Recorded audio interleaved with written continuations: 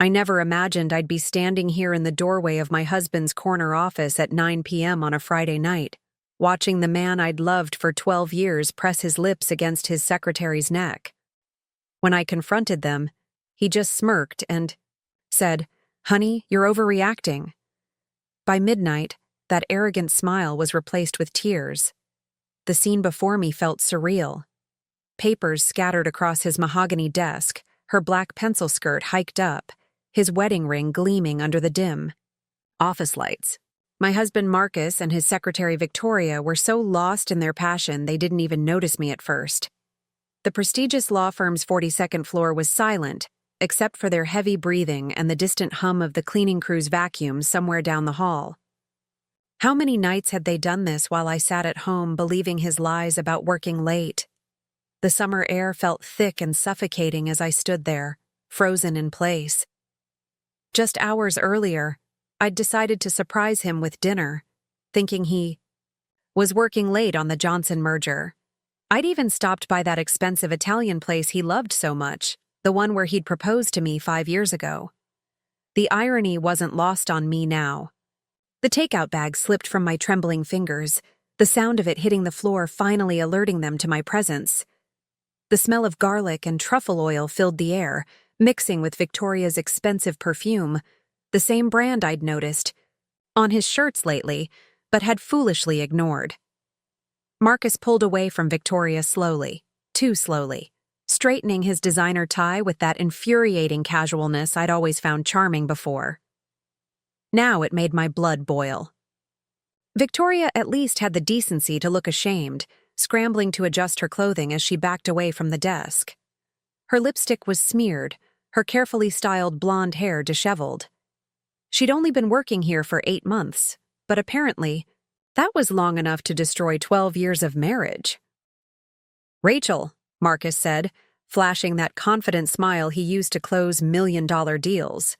The same smile that had won me over at that charity gala where we'd first met. The one that had convinced me to say yes when he proposed. The one that had assured me everything was fine when I'd first noticed him growing distant. "This isn't what you think, sweetheart. Victoria and I were just—" He paused, that smug grin still playing on his lips, as if this were just another minor misunderstanding he could smooth over with his silver-tongued charm. I felt my whole body go numb, years of memories flashing through my mind. Our wedding, day in the Hamptons, house hunting for our dream home in Greenwich, planning our future family. All of it now tainted by this moment, by his betrayal, by that self-assured smile that told me he thought he could talk his way out of anything. Just like he'd talked his way out of missing my father's funeral for a crucial meeting 3 months ago. Just like he'd explained away the late-night text messages I'd glimpsed on his phone. Just like he'd dismissed my concerns about all those unnecessary business trips with his new secretary. The city lights twinkled behind him through the floor-to-ceiling windows of his corner office. The office he'd been so proud of, the one he'd earned by stepping on countless colleagues on his way to the top. I'd supported him through it all, believing in him when others called him ruthless and cold. Now I realized they'd seen what I'd been too blind to notice. "Save it," I whispered, my voice trembling but gaining strength with each word. "I don't need your explanations anymore, Marcus. I don't need your lies." My hands clenched into fists at my sides, knuckles white with tension. The diamond wedding ring he'd given me felt like it was burning against my skin. Victoria grabbed her purse from the chair, muttering something about giving us privacy, as if privacy mattered now, after what they'd done. She hurried past me, her heels clicking against the marble floor, the sound echoing in the empty office. I didn't even look at her. My eyes were fixed on Marcus, on the man who had just shattered our entire world and still thought he could fix it with that practiced smile. "Honey, you're being dramatic," he said, adjusting his cufflinks, the ones I'd given him for our 10th anniversary. "This is just a misunderstanding. If you'd let me explain—" He took a step toward me, that familiar confidence still radiating from him. He truly believed he was untouchable, that his charm and position would protect him from any consequences. Little did he know, this time would be different. This time, his charm wouldn't save him.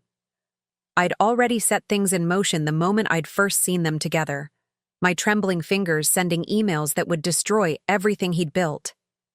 By the time this night was over, I would make sure that smug smile was wiped from his face forever. Marcus had no idea what was coming, but he was about to learn that some betrayals come with a price too heavy for even his $1 million smile to pay.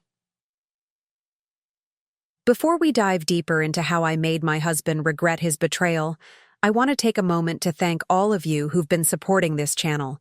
Your comments and messages about similar experiences have created a powerful community of survivors who refuse to be victims. If you're new here and want to join our community of strong individuals who rise above betrayal, make sure to hit that subscribe button. It's completely free and helps us reach more people who might need to hear these stories of triumph over adversity. Now, let's get back to how this night of reckoning unfolded. The sound of Victoria's heels faded down the hallway as I stood there, staring at the man who'd just destroyed everything we'd built together. Marcus was already reaching for his phone, probably to call his lawyer friend Richard, the same one who'd helped him strong-arm his way into his current position as senior partner. The irony wasn't lost on me. He'd always been so careful about protecting himself, but he never imagined he'd need protection from me.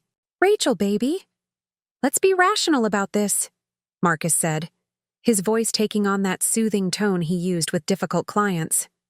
He loosened his tie, the blue silk one I'd given him last Christmas, and leaned against his desk with practiced casualness.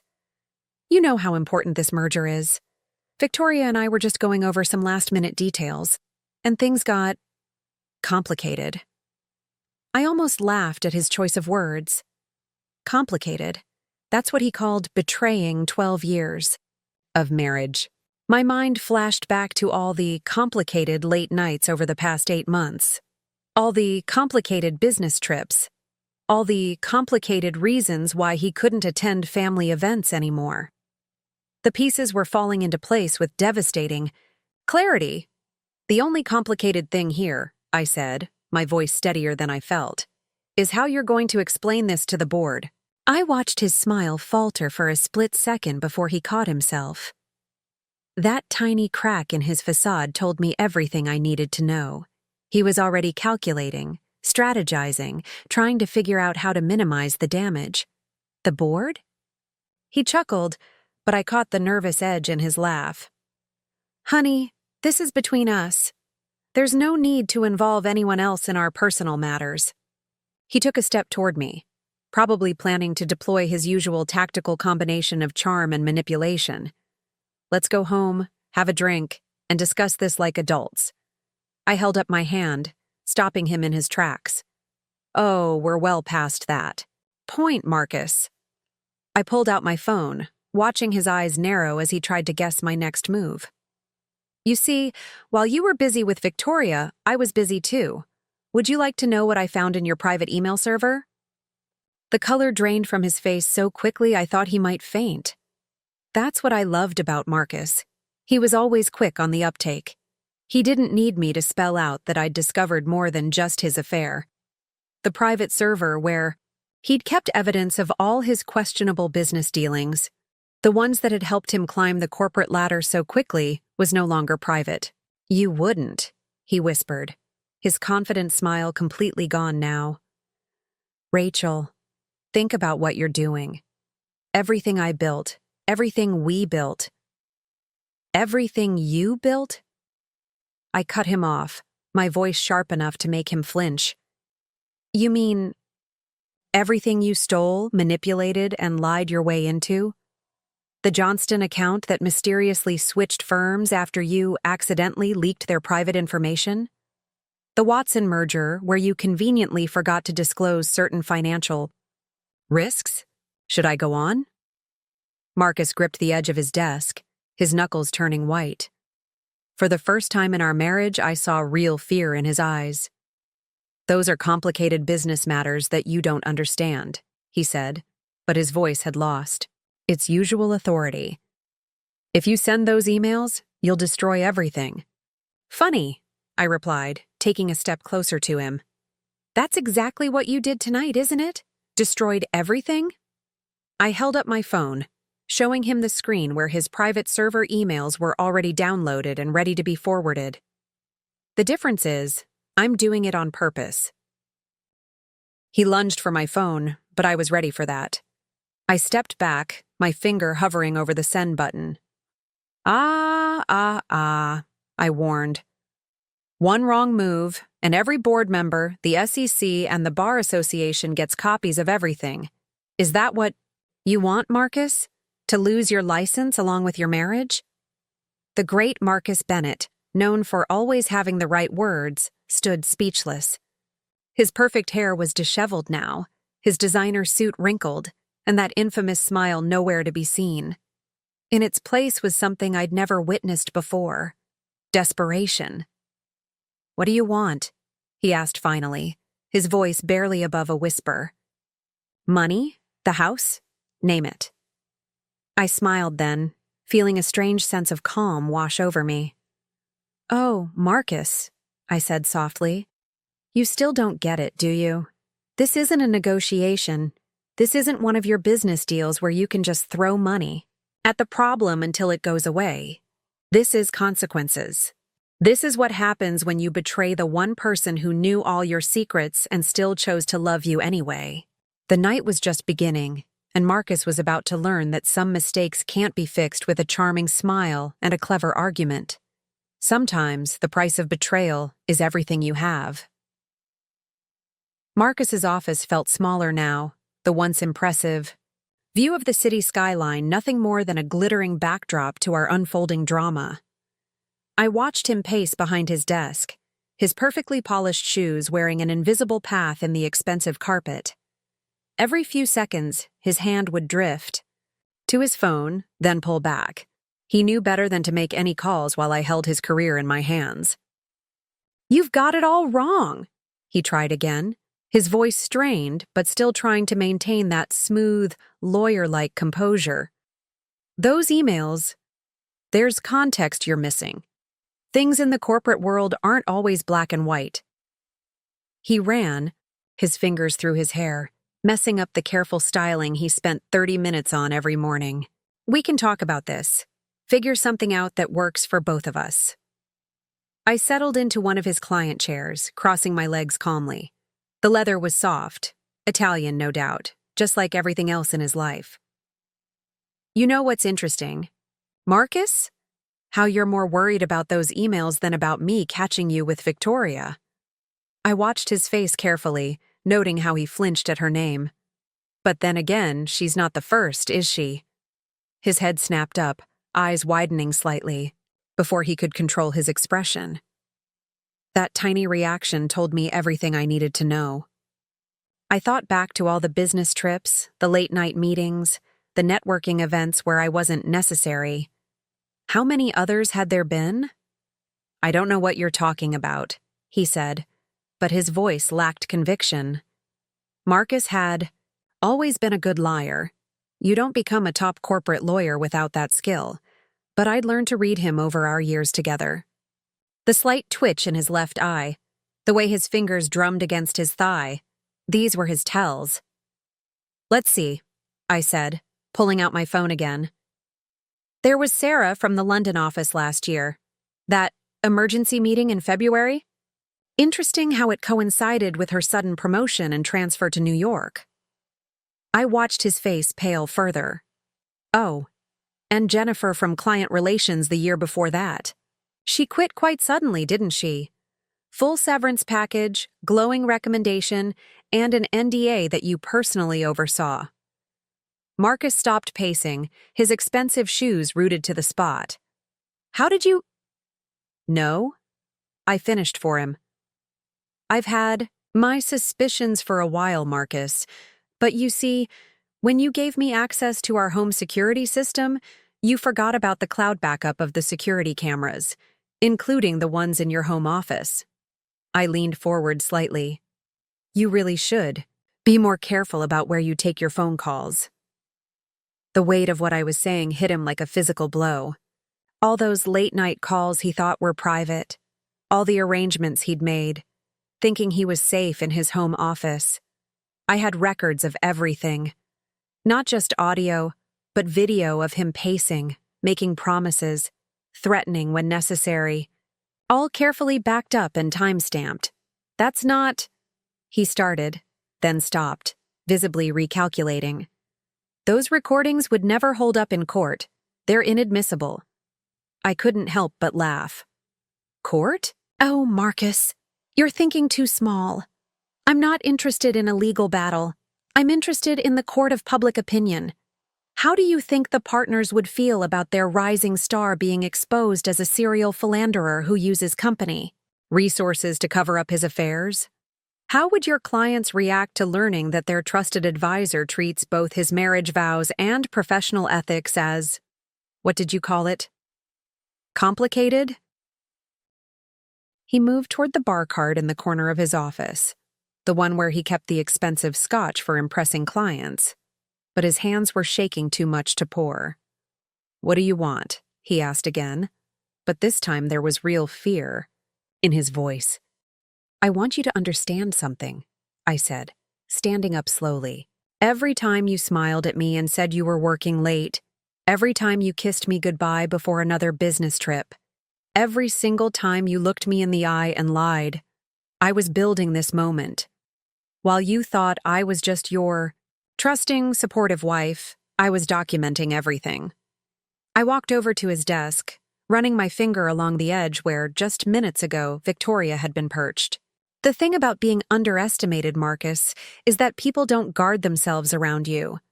They don't think you're paying attention. They don't imagine you could ever be a threat.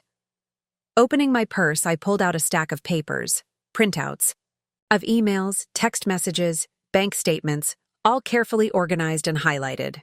I spread them across his desk like a dealer laying out cards. You taught me that, actually. All those nights you spent telling me about your cases, explaining how you built evidence trails, created leverage. I was learning. Marcus picked up one of the papers with trembling fingers, his face growing ashen as he recognized his own words, his own arrangements, laid bare in black and white. These are private communications. Privileged information. Yes, I agreed. They are. And in about 30 minutes, they won't be private anymore. The board members are having a late dinner at Le Bernardin right now. All of them. One email. Marcus. That's all it will take to end everything you've built. He struggled to maintain his composure, but I could see the calculations running behind his eyes. He was trying to figure out how to turn this around, how to regain control of the situation. That's what Marcus did best. Control things, manipulate them to his advantage. But not this time. The thing is, I continued, gathering the papers back into a neat stack, I'm not just angry about the affairs, about Victoria, about all the lies. I'm angry that you thought I was too stupid to figure it out, that you thought you could pat me on the head with your excuses, and I'd just smile and believe you. That ends tonight. I checked my watch, an expensive gift from Marcus for our last anniversary. It's 9:45 now. By midnight, the board will have everything. Your private emails, the recordings, the evidence of how you've been manipulating company, resources to cover your indiscretions. Everything. You can't, he whispered, but we both knew he was wrong. I could, and I would. The only question was how much more he would lose before the night was over. The digital clock on Marcus's desk clicked over to 10 p.m., its soft blue glow illuminating the growing desperation on his face. I pulled out my phone again, but this time, instead of just threatening, I started dialing.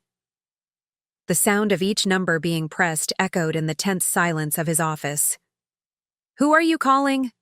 Marcus demanded, his voice cracking slightly. The polished corporate lawyer facade was crumbling by the second. "Rachel, stop. Just stop and think about what you're doing." I held up one finger to silence him as the phone began to ring. After 3 rings, a familiar voice answered.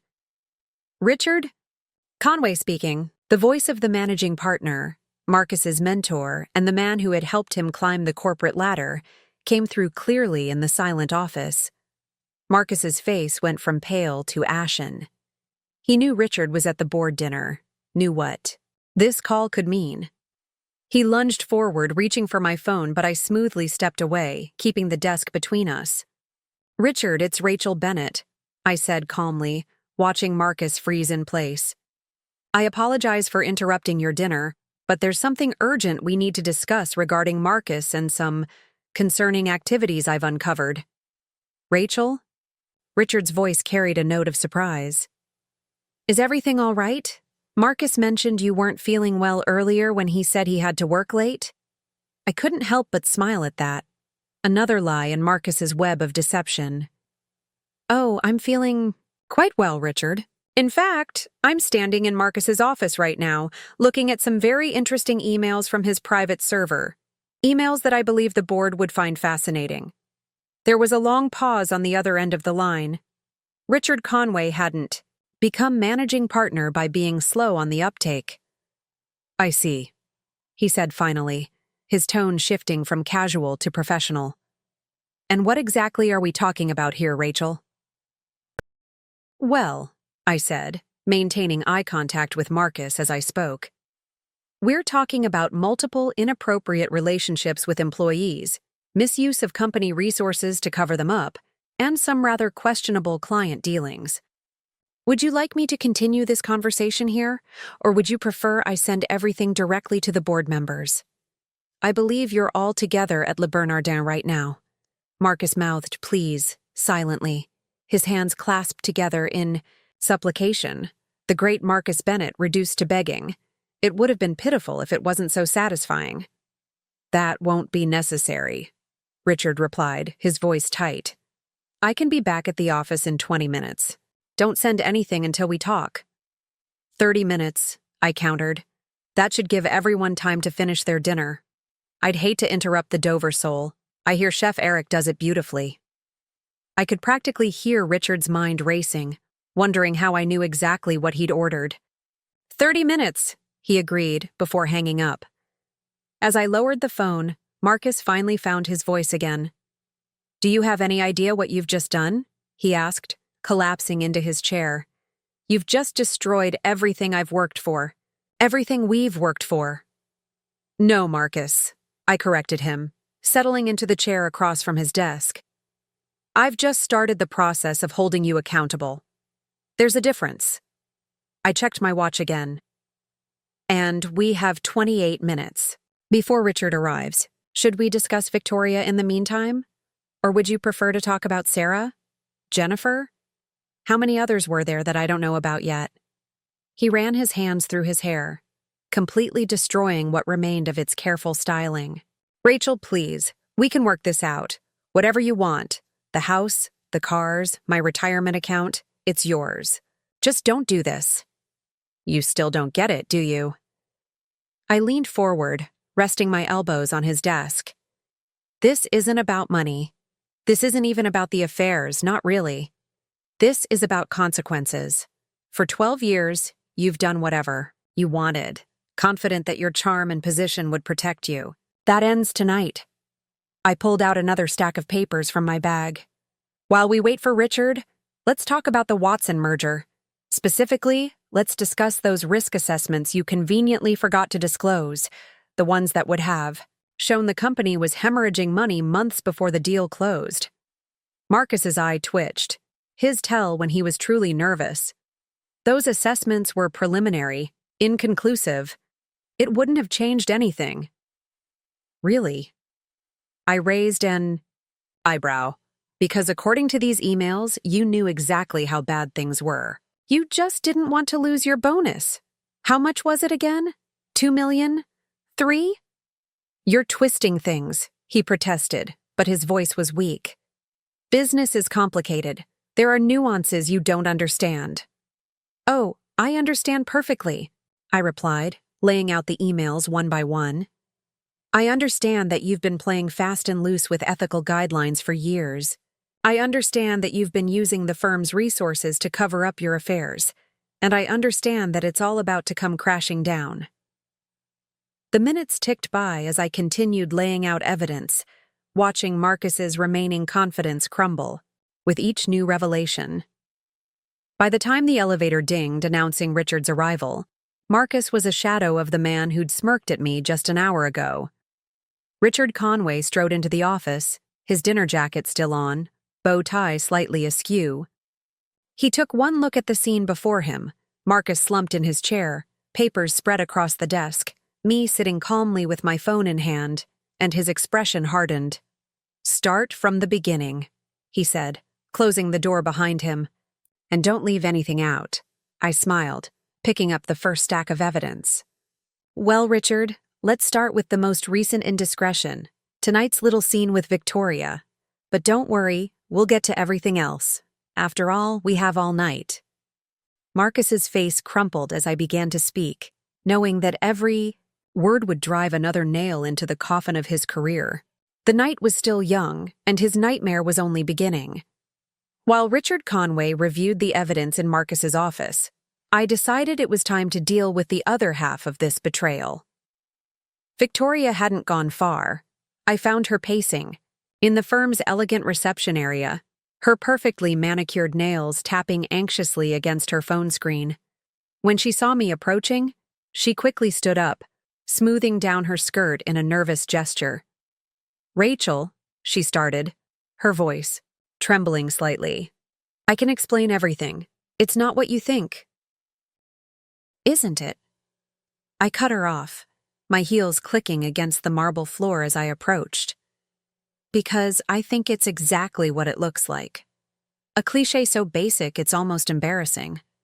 The secretary sleeping with her married boss, hoping to climb the corporate ladder on her back." Victoria flinched at my words, but quickly tried to recover her composure. "That's not fair.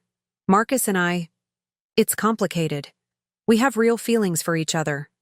She lifted her chin defiantly, but I could see the uncertainty in her eyes. "He was going to leave you, he promised." I couldn't help but laugh, a cold, sharp sound that echoed through the empty reception area. "Oh, Victoria. Sweet, naive Victoria. Did he tell you you're special? That he's never felt this way before? That his marriage was already over in all but name?" I watched her face carefully, seeing my words hit home. "Let me guess. He said he was just waiting for the right time to tell me, right?" She swallowed hard, her confident posture faltering. "You don't understand our relationship.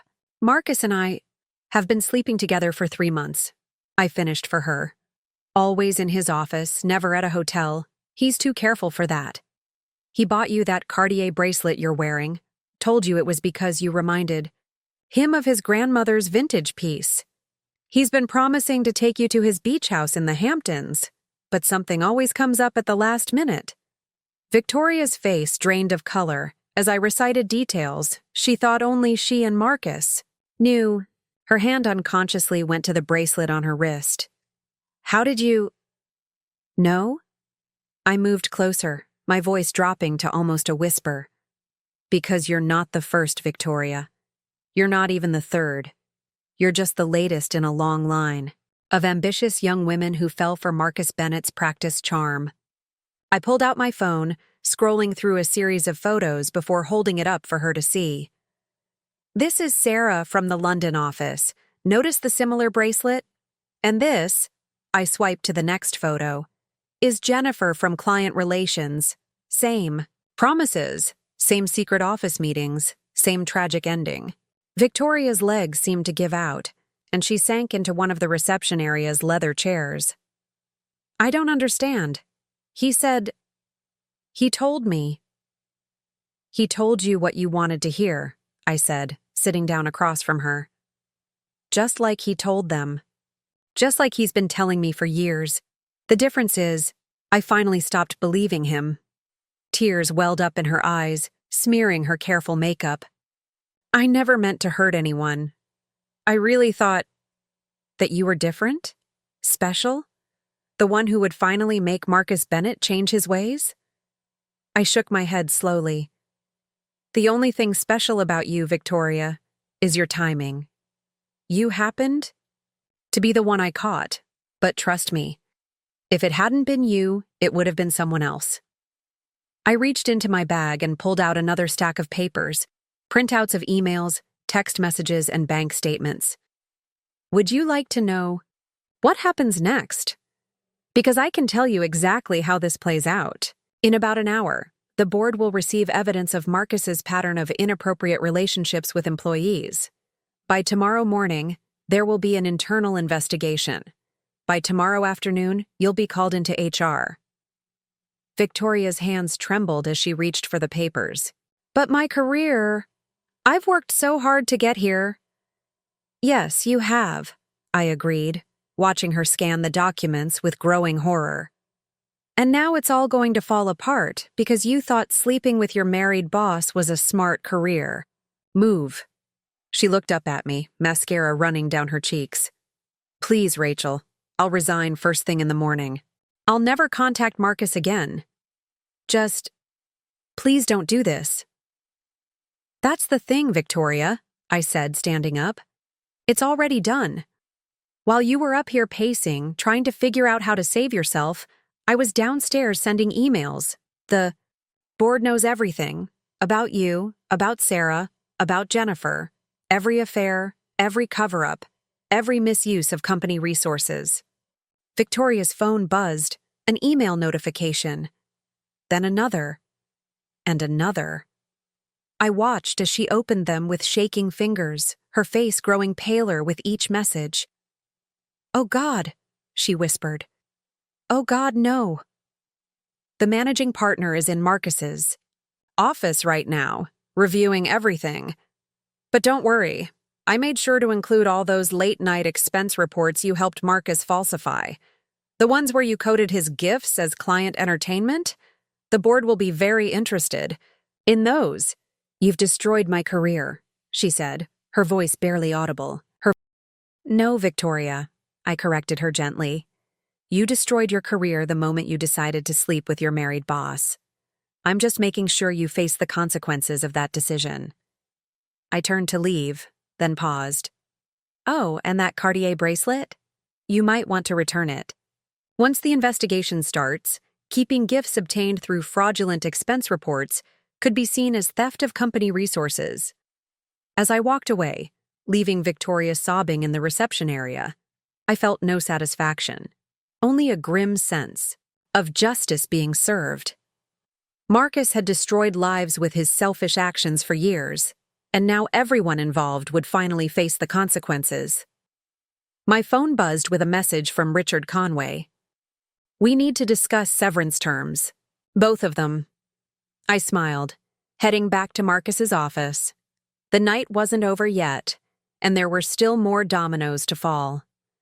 When I returned to Marcus's office, the atmosphere had shifted dramatically. Richard Conway sat behind Marcus's desk, a power move that wasn't lost on anyone, while Marcus had been relegated to one of the client chairs.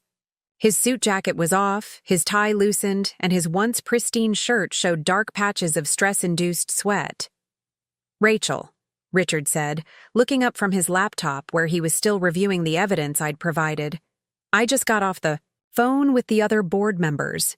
They're ending their dinner early. This situation, he paused, shooting a disgusted look at Marcus, requires immediate attention. Marcus's head snapped up. Richard, please, we can handle this internally. There's no need to involve the entire board. His voice had lost all its usual authority. Now he just sounded desperate. Handle it internally? Richard's laugh was harsh. Like you handled the Sarah situation? Or Jennifer? How many others have there been, Marcus? How many times have you put this firm at risk? I settled into the other client chair, enjoying the role reversal. For once, Marcus was the one, squirming under scrutiny. Should I tell him about Rebecca from the paralegal department? I asked sweetly.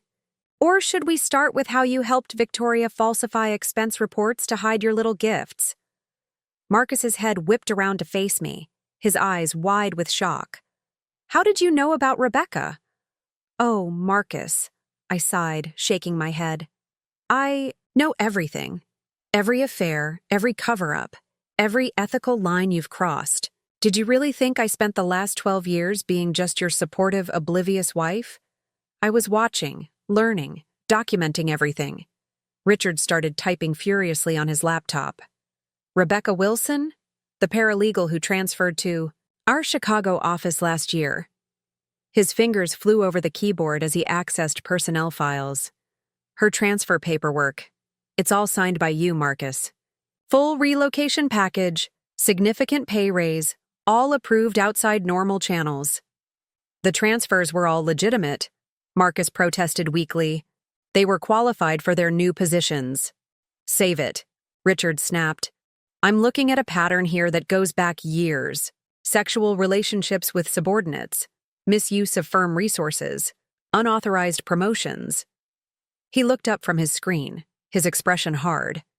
And now I'm wondering about every major decision you've been involved in. The Watson merger, the Johnston account? Were any of your actions purely business-related? As if on cue, Marcus's phone began buzzing with incoming messages. The board members had clearly begun their own investigation, accessing files, connecting dots that had been there all along. Marcus grabbed his phone, his face growing paler with each message he read. My God, he whispered, scrolling frantically. They're freezing my access, my email, my files, everything. Standard protocol, Richard said coldly. When there's suspicion of ethical violations, we lock down all access immediately. You know this, Marcus. You've been part of enough internal investigations. I pulled out my own phone, making a show of checking the time. It's 10:45 p.m. Would you like to know what happens next? Both men turned to look at me. At 11, every board member will receive detailed documentation of Marcus's pattern of behavior. At 11:15, they'll get copies of all the falsified expense reports. And at 11:30, they'll receive evidence of how the Watson merger was pushed through, despite known risks. Marcus jumped to his feet, panic written across his face. You can't. That merger. If that information gets out, it won't just affect me. The whole firm could be liable. Sit down, Richard ordered, his voice cutting through Marcus's protest. You lost the right to worry about this firm's reputation when you decided to turn your office into your personal hunting ground. I watched as Marcus slumped back into his chair, defeated. You know what I find interesting? I mused aloud. How quickly you went from, it's not what it looks like, to, please don't tell anyone. No more denials, no more excuses. Just fear of consequences. Richard turned his attention back to his laptop, his expression grim. The HR department has been notified. They're preparing termination paperwork for both Marcus and Victoria. We'll need statements from both of them regarding their relationship and any misuse of firm resources. I won't sign anything, Marcus declared, a last desperate attempt at defiance. Richard's smile was cold. Then we'll proceed with termination for cause, and our legal team will handle any necessary disclosures to the Bar Association regarding ethical violations. Your choice, Marcus. I stood up, smoothing down my dress. While you two work out the details of Marcus's professional demise, I should go check on Victoria. She seemed quite upset when she learned about all the other women. I paused at the door, turning back to face my husband. Oh, and Marcus? Don't bother coming home tonight. I've already called the locksmith to change the codes. Your things will be sent to your sister's place. What's left of them anyway? Marcus's head snapped up. What do you mean, what's left of them? Well, I said, enjoying the growing horror on his face. I may have had a little bonfire this afternoon with your precious signed basketball collection, and those vintage watches you love so much? They're at the bottom of the Hudson. Amazing. How therapeutic it can be to throw away 12 years' worth of anniversary gifts. You didn't, he whispered, his face ashen. I did, and that's just the beginning. Wait until you see what I've done with your precious Porsche. I smiled sweetly. But we can discuss that tomorrow. Right now you have more pressing matters to attend to. Richard, I'll have my lawyer contact you about the divorce proceedings. As I walked out of the office, I heard Richard say, Now, about those risk assessments you buried during the Watson merger. The night wasn't over yet, but Marcus's world was already in pieces. His career, his reputation, his marriage, everything he'd built through lies and manipulation was crumbling around him. And the best part? This was just the beginning of his fall from grace. The law firm's halls were eerily quiet as I made my way to the break room, my heels echoing against the marble floors. I needed a moment to collect my thoughts, to savor the satisfaction of watching Marcus's carefully constructed world implode.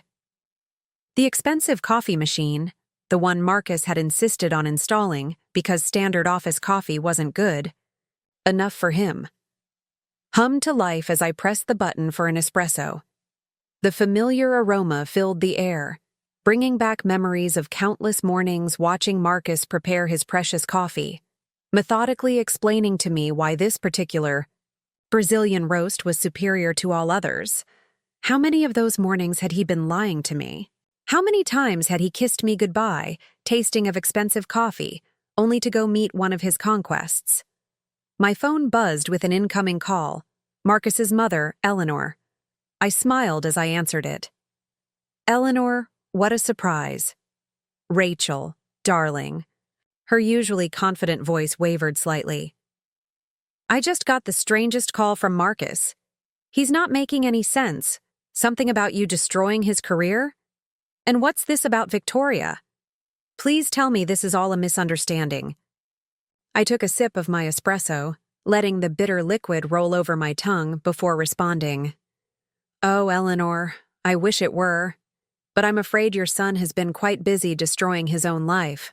I just happened to be the one to expose it.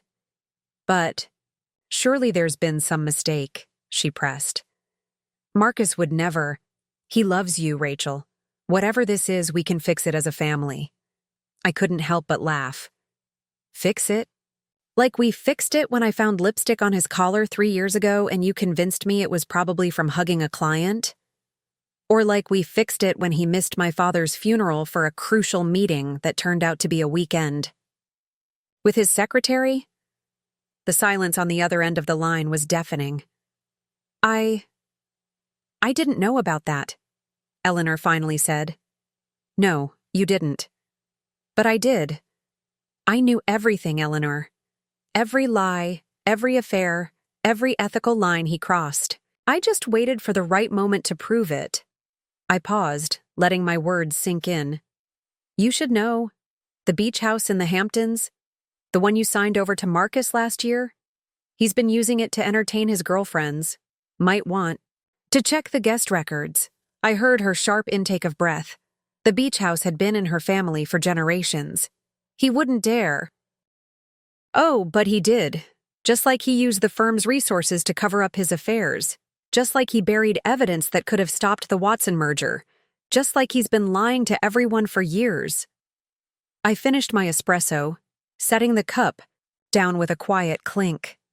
Check your email, Eleanor. I've sent you proof of everything, and I do mean everything. As if on cue, I heard her phone chime with the incoming email.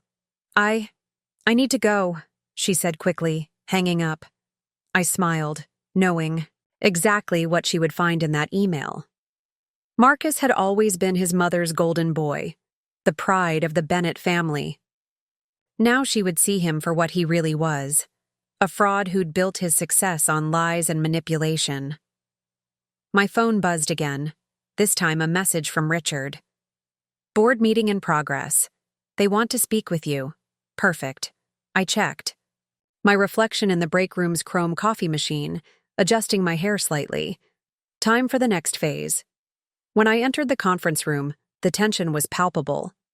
The board members sat around the massive table, their faces illuminated by the harsh glare of laptop screens displaying the evidence I'd provided. Marcus sat at the far end, isolated, his usual commanding presence reduced to nothing. Mrs. Bennett, Howard Chen, the senior board member, greeted me. Thank you for joining us. We've been reviewing the documentation you provided. It's extensive. Please, call me Rachel, I said, taking a seat. And yes, I've been quite thorough. In my documentation? I assume you've reached the part about the Watson merger? Several board members shifted uncomfortably in their seats. The Watson merger had been the firm's biggest deal of the year, and now they were learning it was built on buried evidence and manipulated data. We have, Howard confirmed. What we're trying to understand is why you chose this moment to come forward. Why not earlier? I smiled, noting how Marcus flinched at my expression. Timing is everything, isn't it? Just ask Marcus. He's always been very strategic about his timing, whether it's choosing when to bury unfavorable evidence or deciding when to start an affair with a new secretary. Victoria, who had been called into the meeting as well, let out a small sob from her corner of the room. She looked utterly defeated, her carefully crafted professional image in shambles. The Watson merger alone could expose this firm to significant liability. Another board member, Janet Rodriguez, spoke up. Not to mention the potential sexual harassment suits, the misuse of firm resources. It's quite a mess, I agreed pleasantly. But then, that's what happens when you let someone like Marcus operate unchecked for years. You see, he's always believed he was smarter than everyone else, that he could talk his way out of anything. Isn't that right, darling? Marcus opened his mouth to speak, but Richard cut him off. Save it, Marcus. The board has seen enough. The only question now is how to minimize the damage to the firm. I pulled out one final folder from my bag. Actually, I have a suggestion about that. You see, I've prepared a complete analysis of the Watson merger, including all the evidence Marcus buried. But I've also included a strategy for unwinding the deal with minimal exposure to the firm. The board members leaned forward, their interest piqued. I had their full attention now. The thing about Marcus, I continued, is that he taught me everything I know about corporate law. Every strategy, every tactic, every way to find leverage. He just never thought I'd use that knowledge against him. Howard Chen studied me carefully. And what do you want in exchange for this strategy? Nothing, I replied simply. Consider it a gesture of goodwill. After all, the firm shouldn't have to pay for Marcus's mistakes. He's the one who should face the consequences. As I began outlining my strategy to the board, I watched Marcus sink further into his chair, the reality of his situation finally hitting him. His career, his reputation, his marriage, everything he'd spent years building was crumbling, and there was nothing his charm or his lies could do to stop it. The night was far from over, but Marcus's downfall was already complete. And the best part? He had no one to blame but himself. The board meeting concluded just before midnight. As the members filed out of the conference room, each one deliberately avoiding Marcus's desperate attempts to make eye contact, I remained seated, calmly gathering my papers. Victoria had been dismissed earlier, escorted out by security, with her personal belongings in a cardboard box, the universal symbol of corporate disgrace. Rachel, Marcus said, once we were alone. His voice was hoarse, stripped of its usual smooth confidence. You've made your point. You've destroyed everything. Isn't that enough? I looked up from my papers, studying the man I'd once loved. His expensive suit was wrinkled, his perfectly styled hair disheveled, and his face showed the strain of watching his carefully constructed world collapse. Enough? I repeated softly. You know, I asked myself that same question many times while I was planning this. When would it be enough? Where should I draw the line? I stood up, walking to the floor-to-ceiling windows that overlooked the city. The lights below twinkled like stars, unchanged by the drama unfolding in this room. But then I remembered something. You told me years ago, back when you were working on that hostile takeover of Miller and Associates. What was it you said? In business, you don't just win. You make sure your opponent can never recover. Marcus flinched at hearing his own words, thrown back at him. That was different.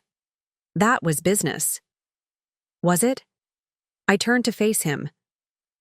Because from where I'm standing, you treated our marriage exactly like one of your business deals. You calculated risks, manipulated situations, and always, always made. Sure, you had leverage. I loved you, he protested weakly. Everything I did, all the success, it was for us. I laughed, but there was no humor in it. No, Marcus. Everything you did was for yourself. The affairs, the lies, the ethical violations, those were all about feeding your ego, maintaining your image as the untouchable Marcus Bennett. My phone buzzed with an incoming email. I glanced at it and smiled. Perfect timing. Would you like to know what's happening right now? I didn't wait for his response. The board has just voted unanimously to terminate your partnership, effective immediately. But that's not all. I walked over to where he sat, pulling up a chair to face him directly. They're also initiating a full investigation into all your cases from the past 5 years. Every deal, every client interaction, every expense report will be scrutinized. And do you know what they'll find? Marcus's face had gone ashen. Rachel, please. They'll find a pattern, I continued relentlessly.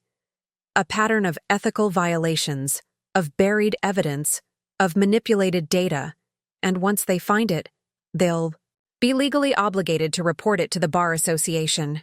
You can't, he whispered. My license. My career. Your license? I raised an eyebrow. Oh, Marcus, your law license should be the least of your concerns right now. Have you checked your personal email? The one you use for your, let's call them, private arrangements? He grabbed his phone, fingers trembling as he accessed his personal email. I watched his face as he saw the notifications. Dozens of by them, all from different women he'd been involved with over the years. How did you get their contact information? I finished for him. You really should be more careful with your private server passwords, though I suppose it doesn't matter. Now, they all know about each other and about Victoria. I made sure to include photographs, dates, and most importantly, copies of the gifts you bought them using company money. Marcus slumped in his chair, the last vestiges of his arrogance finally crumbling. What do you want from me? He asked, his voice barely audible. Want? I stood up, gathering my belongings. I don't want anything from you, Marcus. I've already taken everything I need. Your career is over. Your reputation is destroyed. Your mother has already called the family lawyer about removing you from the trust. Even your precious beach house won't be yours much longer. I walked to the door, then paused. Oh, and one more thing. Remember that prenup you were so proud of? The one you said would protect your assets in case things ever went south? I smiled as understanding dawned on his face. You really should have had someone else review it. There's a fascinating clause about infidelity and professional misconduct. Your father added it, actually. He never did quite trust you, did he? You planned this, he said, realization finally hitting him. All of it. The timing, the evidence, everything. Of course I did. I learned from the best, after all. You taught me everything I know about strategy, about finding leverage, about waiting for the perfect moment to strike. I opened my briefcase and pulled out one final document. Which reminds me, you'll need to sign this. What is it? A confession. A detailed admission of every ethical violation, every affair, every instance of misuse of company resources. Sign it, and I'll make sure the board handles your termination quietly. Refuse, and I release everything to the press. Your choice. Marcus stared at the document, then at me, as if seeing me for the first time. I never thought you were capable of this. No, you didn't. That was your biggest mistake. I placed a pen on the table in front of him. You spent so many years underestimating me, treating me like I was just your supportive, naive wife. You never realized I was learning from you, watching. How you destroyed your opponents, keeping track of every lie, every betrayal, every weakness. He picked up the pen, his hand shaking. You've thought of everything, haven't you? Almost everything, I replied, watching as he signed his name. There's just one final detail. I pulled out my phone and took a picture of him signing the confession. There. Now I have proof that you signed this willingly, without coercion. Always document everything. Isn't that what you taught me? As I walked out of the conference room, leaving Marcus alone with the ruins of his life, I felt no triumph, no joy in my victory. Instead, I felt something else. Freedom. Freedom from the lies, from the manipulation, from the years of silent suffering. Marcus's voice called out behind me. One last desperate attempt. Rachel, wait. But I didn't turn around. I didn't need to. His words, like his charm and his lies, had no power over me anymore. The night was over, and so was Marcus Bennett's reign of arrogance and betrayal. The drive home from the office felt surreal. The city streets were nearly empty, the late-night traffic reduced to occasional taxis and delivery trucks. I'd called my regular driver. I couldn't trust myself behind the wheel with the adrenaline still coursing through my veins. As we passed the familiar landmarks of Manhattan, each one seemed somehow different, as if the city itself had transformed along with my life. My phone hadn't stopped buzzing since I left the office. Messages from Marcus's family members, notifications from the firm's HR department, emails from the board's legal team, all demanding attention, all wanting to know more details about the night's events. I ignored them all. Right now, I needed time to process everything that had happened. The car pulled up to my building, and Thomas, the night doorman, rushed to open my door. His face showed concern. No doubt he'd noticed something was wrong when Marcus's things had been removed earlier. Everything all right, Mrs. Bennett? He asked, his voice gentle. Thomas had been working here for all 12 years of our marriage. He'd seen more than most people realized. Everything's fine, Thomas, I replied, managing a small smile. Better than fine, actually. And please, call me Rachel from now on. He nodded, understanding passing across his weathered face. He'd probably seen Marcus coming home late too many times, perhaps even spotted him with some of his companions. In buildings like this, doormen saw everything but said nothing. Inside, my apartment, the silence was deafening. Earlier today, a team of movers had cleared out every trace of Marcus. His clothes, his awards, his precious collection of signed sports memorabilia. All that remained were the empty spaces where his things had been, like missing teeth and an otherwise perfect smile. I poured myself a glass of wine. Not Marcus's expensive collection, which I'd donated to a charity auction, but a bottle I'd chosen myself. The first of many decisions I'd make without considering his preferences. As I settled onto the living room sofa, my eye caught the wedding photo still hanging on the wall. We looked so happy, so in love. Had it all been a lie from the very beginning? My phone buzzed again. A message from Eleanor, Marcus's mother. I've spoken to the family lawyer. Everything you sent us. I never imagined Marcus could... I'm so sorry, Rachel. I should have seen it. I left the message unanswered. Eleanor's apologies, while seemingly sincere, came too late. She'd enabled Marcus's behavior for years, always making excuses, always helping him maintain his facade of perfection. Now she'd have to live with that knowledge. The city lights twinkled through the floor-to-ceiling windows, creating patterns on the hardwood floors. How many nights had I stood here, watching the same lights, waiting for Marcus to come home? How many times had I accepted his excuses, his lies, his carefully crafted explanations for the lipstick stains, the late nights, the missed anniversaries? My laptop chimed with an email notification, Richard Conway, updating me on the firm's next steps. Marcus's termination would be announced to the staff tomorrow morning. Victoria's position had already been eliminated. The board was preparing statements for major clients, assuring them that the firm's integrity remained intact despite the actions of one partner. One partner. As if Marcus had been acting alone all these years. How many people had turned a blind, I? How many had suspected but said nothing, protecting their own positions, their own interests? I walked to the kitchen, my heels clicking against the floor, the same sound that had announced my presence in Marcus's office just hours ago. The kitchen still smelled faintly of smoke from my afternoon of destruction. I'd burned every letter, every card, every scrap of paper that carried Marcus's empty promises and hollow declarations of love. The kitchen island was still covered with papers, copies of the evidence I'd presented to the board. Looking at them now, I felt a strange emptiness. The satisfaction of revenge was there, certainly, but it was tempered by something else. Sadness? Regret? No, not regret for what I'd done, but perhaps regret for what had been lost. Not just my marriage, but my faith in love itself. My phone buzzed one final time. A text from Marcus. "Please, can we talk? I'll explain everything. We can fix this." I deleted the message without responding. There was nothing left to fix, nothing left to explain.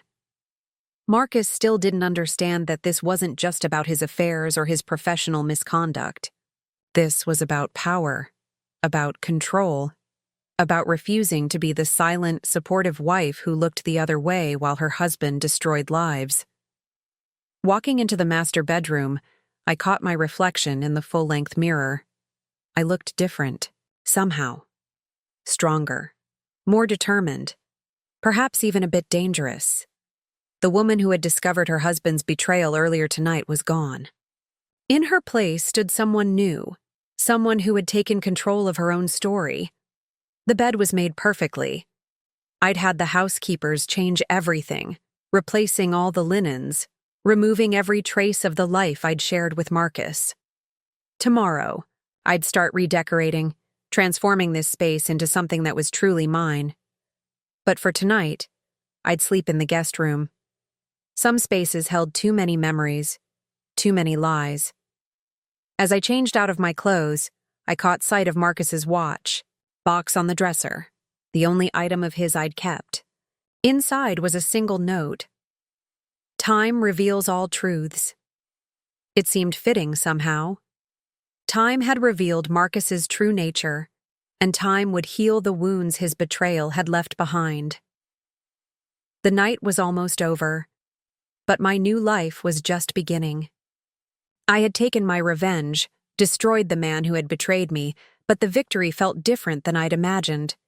Instead of triumph, I felt peace. The kind of peace that comes from finally standing up for yourself, from refusing to be a victim, from taking control of your own destiny. 1 week after that fateful night, I sat in my favorite cafe downtown, watching the morning rush of people hurrying to their offices. The headlines in the business section told the story in careful, measured terms. Prominent law partner resigns amid misconduct allegations. The reality, of course, was far more dramatic. Marcus had left the city. Fled might be a more accurate word.